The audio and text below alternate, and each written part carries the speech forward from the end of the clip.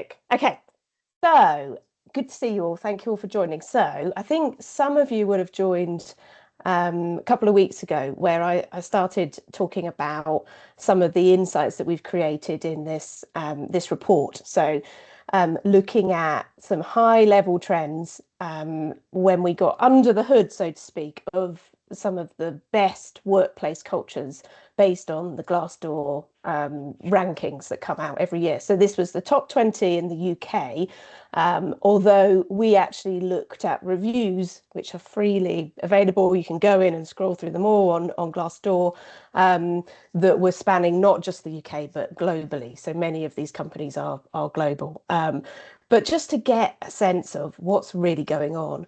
And we started to review some of those insights a couple of weeks ago.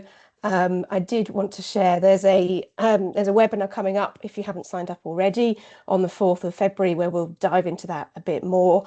And of course, you can download that report yourself as well and dive through it, sort of look through it, not dive through it. And you'll find all sorts of insights. So it's cut by industry, it's cut by size of organisation. But there's some really interesting things, I think, that are coming through that. And today we're going to dive into that a little bit more. But first, I wanted to show you something I'm quite excited about. On the right-hand side, you'll see an image of the Growth Cultures community. So this is something that I've just created. So trying to really kind of follow the formula of what do we need in growth cultures? Well, really, we need ongoing support and we need to be able to share learning with each other. So I've just launched, there aren't many in it yet, but I've just launched an online community where you can do exactly that. So this is for premium members. So I know Sarah, Johnny, you came on the accelerator, so you've got access to premium membership through that, which has a small monthly fee. But essentially it means you can come in, access latest tools, content, get updates on what's going on. But more importantly, you can share with others. So what are you seeing in your culture? What challenges do you have? What would you love to be able to solve? And try and kind of pull the collective ideas. And also, of course, share your learning, share your experience. So I'll share more about that in coming weeks and months, but wanted to give you a heads up about that being available now. So today, we're going to dive in a bit more into some of the insights that are coming out in this report. And one thing in particular that really struck me when we were doing this analysis is that there is this archetype that is emerging of a sort of typical workplace culture right now. And remember, this is emerging even in what are termed the best organizations. So it's very much a live challenge. And I think I've not just seen it in this analysis, but seen it in the work that we're doing. So working with different organizations and leaders, this is what we're hearing time and time again. So the most common archetype in terms of culture that we're seeing emerging is this, the kindly stretched culture. So that's a term that I've just made up. It's not an official term of any sort, although perhaps it's my official term. But really, it's kind of to describe this pattern that we're seeing time and time again. So let me walk you through this. I'll sort of try and steer you in the direction of what I'm talking about, because I know it's probably a little bit small on the screen.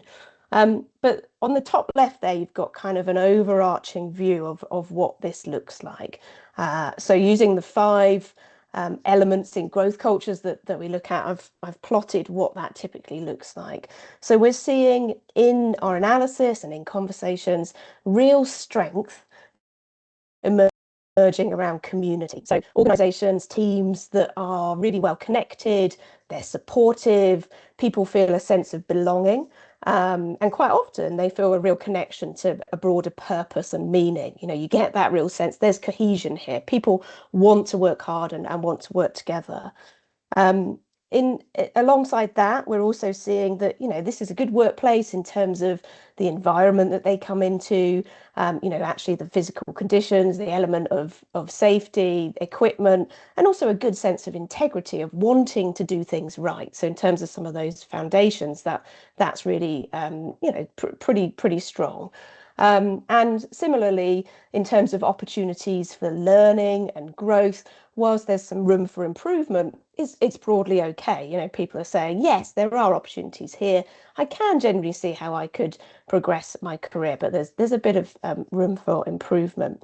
But what we're seeing emerge are real gaps in terms of, you can see them on the right and left hand side here, in terms of accountability.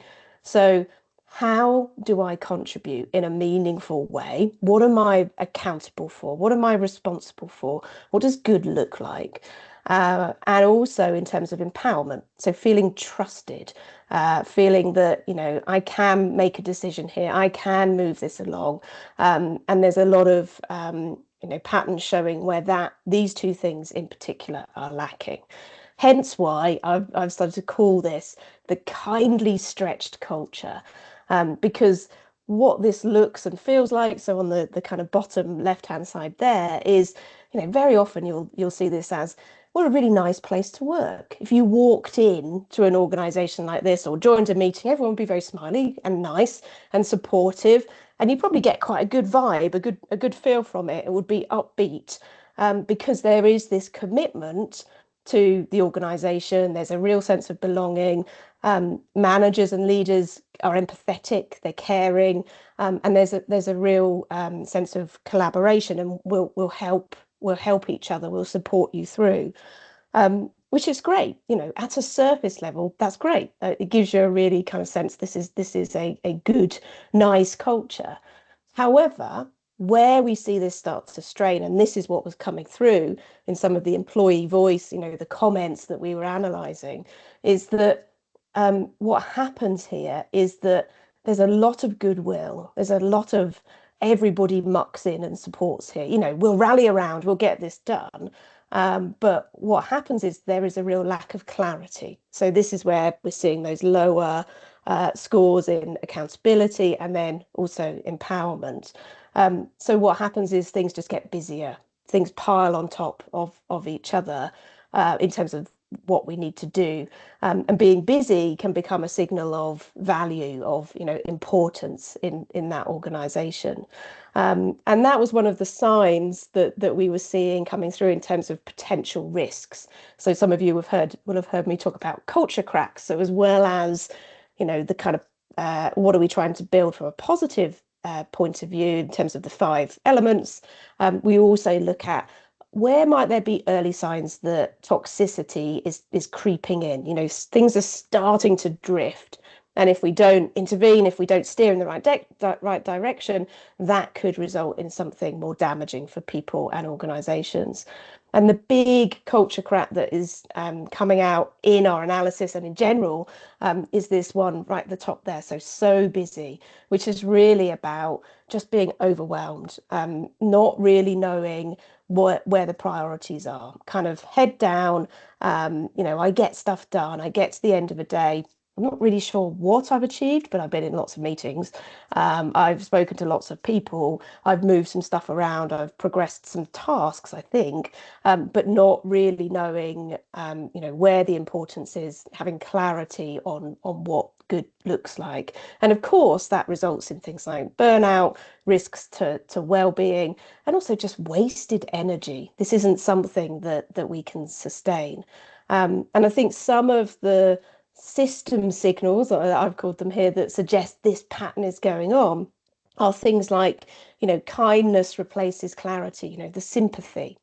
Oh yeah, I know what it's like. It's tough right now. We've just got to keep going. Let's just maybe just start here and do that, and not the let's pause. Let's work out what we're actually working on. Where are the priorities? Oh, you're still doing that task. Let's drop that. That project is no longer relevant. Those conversations aren't necessarily happening. And of course, then what happens is individuals who come in and save the day, heroes, are rewarded, and we get stuck in this cycle. And also leaders feel and managers feel they've got to cover that gap. So they suck all that pressure up. They're like this kind of valve in the middle of this big engine, and they're taking all of that pressure in. but actually they're not necessarily working to solve the root causes. So we've got this kind of, pressure building. And also we're seeing some of that leak into things around double standards. That's okay for you, but not for you. Oh, you saved the day last time, so yeah, okay, you can take the day off, or we're going to reward you in this way, but not for this individual, because we don't have that clarity, and that creates an issue that's really bubbling away. The lack of fairness, when that starts to creep in, people really do start to question, is this the right place for me? Can I shine? Can I be rewarded? Am I going to be supported? So even though they're seeing these positive signs, it starts to turn a bit into positive toxicity, that kind of falseness that no one really likes or enjoys. So these are some of the things that I think it can start to look like when things start to strain. And these were some of the signs that we were seeing. And what I thought we could do is have a bit of a discussion around actually what can we do to rebalance this.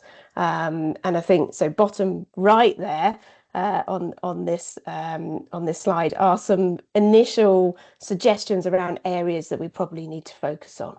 So there are some strong things here. There's a sense of community. Another thing that's coming through is that people are learning. They are able to access tools. Maybe they share some kind of coping mechanisms. I think that's more where the emphasis is. Coping mechanisms of, oh, I'm doing this. I'm using this AI tool here. Why don't you? There is this sense of sharing, learning across the everyday, and there is a good connection to purpose and meaning. But at the minute, it's kind of blocking that sustainability, because it's sort of, we'll just keep going, just keep swimming, and we'll get there. But we don't really know how or why, or how we do this together in a sustainable way. But the things that are standing out that we really need to improve are clarity and consistency. So how do we move from goodwill, being the driver here, being the operating system, to having much clearer expectations, shared standards, talking about those things, having the conversations about, well, actually, is this the right way to do this? Should we still have this on our priorities, or actually has something else come along that means that we should switch that? And things like decision ownership as well, having conversations about who is best placed to make this decision, so that we're seeing a lot of decisions going up into managers, leaders who are already overloaded and really feeling a lot of this pressure. But could they be cascaded? Could they be shared out? Could we empower people who are closer to the work to make those decisions? And I think a big root of a lot of this is feeling able, as leaders, as managers, as HR, to have honest, open conversations. This is where we're at. This is what we're finding hard. This is what we don't know. This is what we want to find out. And you know what? We went down this direction. We learned this, and now we're going this way. That ongoing dialogue that can then kind of create more of this clarity and turn the goodwill, turn the connection into something that we can sustain. So yeah, I wanted to share with you this big pattern that we're finding in kindly stretched cultures, and yeah, and see what you think. Let me